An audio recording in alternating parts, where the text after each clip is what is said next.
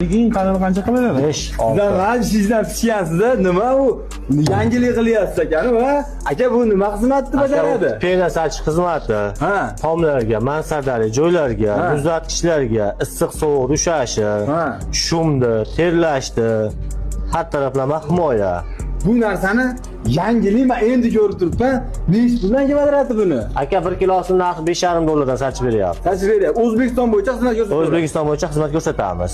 Asli loy bosaman deb pena keltiryapsiz ekanmi? Sizdan bekitib bir ish qilib bo'lmaydi bu. Doim bir ish qilib, endi pulim ko'payganda keladi sherik bo'lib ketadi.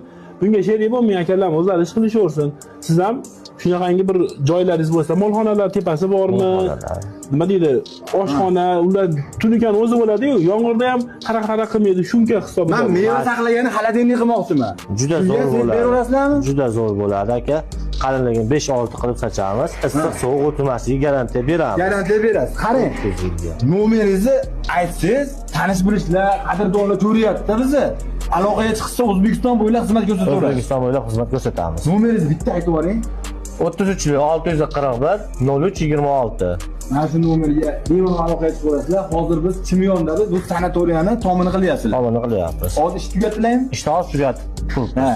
Eng qizig'i, sepsizga 2 sekundda qurilgan dedi. 2 sekundda qurilgan. Bitta savolim bor. Juda ham jiddiy savol. Eng qalini kimga va qayerga qancha sepgansiz? Eng qalini muzlatgichlarga shu 7-8, Ha. minisovoy muzlatgich go'sht omborlariga 8-9 gacha sochiladi. 10 santimetrdan 10 1 santimetrgacha sachib beraveramiz. Muzlatgichga, sharoitiga qarab turib qali Qalin yuqoridan yuqoriga. Yaxshi tushunarli. Kimga shunaqangi xizmat zarur bo'lsa, aloqaga chiqinglar, albatta foydasi bor. Chunki bu so't nihoyatda pishqir tashlaydi. Buni eng qulay tomoni mansard uyquladi-yu. Tevadagi tom qismini bemalol uyqulab, tevadagi issiq sovuqda namga kirib hech nima olmaydi. Shunga ham shuyda. Shunga ham shu edi. Shunga bo'ladi. Aloqaga chiqib, bemalol yaqinlarga jo'natib qo'yasizlar.